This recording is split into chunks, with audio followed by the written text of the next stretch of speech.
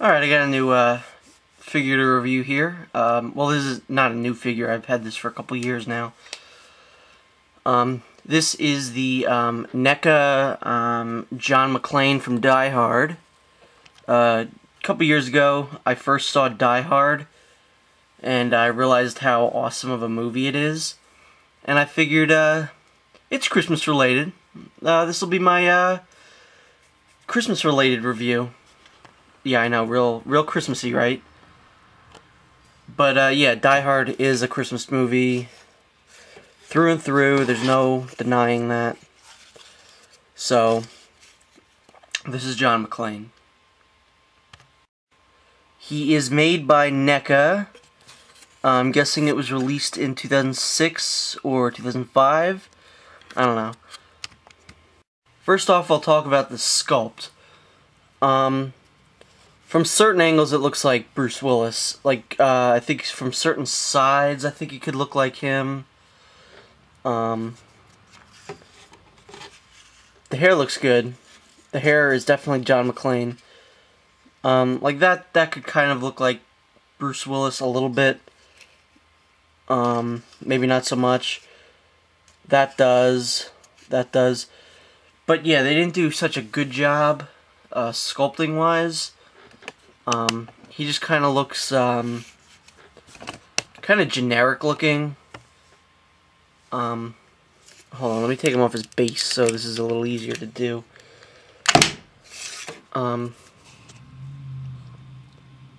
You can see there his face.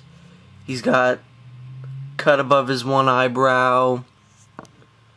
Very nice. There's no real paint problems here. I think that definitely looks like Bruce Willis, and that does not. The top of his head doesn't, but that does. Everything's pretty much sculpted really nice. Like I said, I like the hair. Very nice hair. He has hair sort of painted onto his chest. It's not the best looking. Because you could see some places where it looks like they should have painted it in, but they didn't, so they just left kind of marks there. But, I'm not going to complain too much about that. As you can see on his shirt here, on his wife beater, he has, that's either like dust or some bullet stuff, I don't know. It looks like he got shot, but that doesn't make sense because he'd be dead. Although this is Die Hard, so it looks like he spilled his fruit punch, his Kool-Aid on his shirt here. Very nice detail that they gave him his tattoo, which appears to be a skull wearing a top hat with some roses. And now he has this one thing on him underneath the tattoo. I'm not sure if it's intentional or not. He has this black mark there. I don't know what that is. That could be just a paint problem. One of my favorite things about this is that he has on his one arm the list of people. He has what does that first one say? I don't know. But the one says Hans and Carl. He actually did do that in the movie, so that's a really nice touch. He has his watch on. Again, nice touch. On his back, he has some more blood. He has some sweat going on his back there.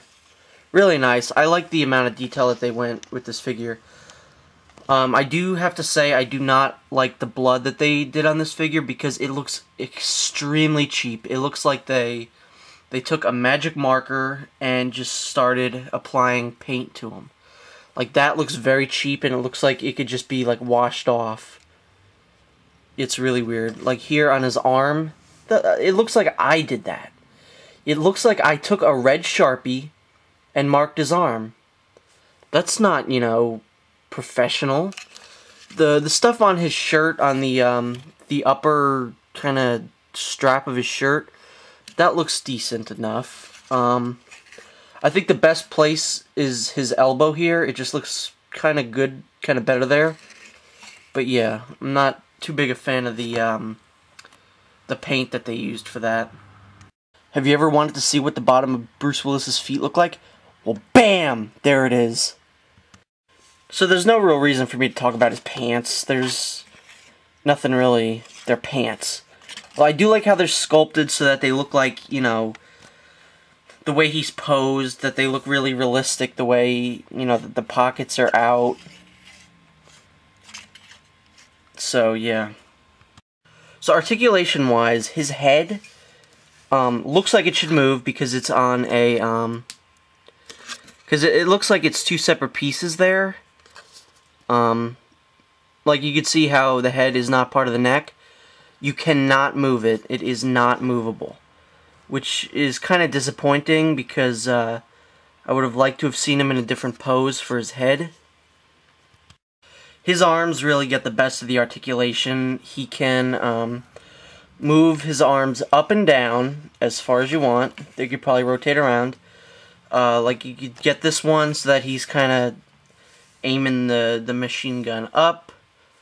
You could have him just hold it at his side. This arm here will not really look very natural because of the way he's kind of cupping his hand to hold the gun, so yeah. And here's what he looks like just with the two hands down. The one hand is not touching the gun, so yeah. One thing I failed to mention is that there is a pistol, a handgun, sculpted to his chest so that it looks like he is carrying another one. So yeah, that's pretty cool. Alright, now let's talk about the base. Down here, they have all bullets, so it appears as though he's been shooting, which is really cool. Down over here you have this thing, which is just a part of the base. I believe this base is supposed to be him on top of the building. That's just a guess. I'm not entirely sure. Because there's no real place where I can pinpoint this scene from. Alright, so you got this, which appears to be a railing. The only place a railing would be on a building would probably be on the roof, so that kind of furthers my theory of this being the roof. You have this, which is probably a light, which again would probably be on the roof. So yeah, I'm just gonna assume that this is the roof, based on these findings. The figure can stand somewhat adequately without the base. You can position him in, you know, pretty much any place you want him. But, I prefer to display him with the base, because it just looks better.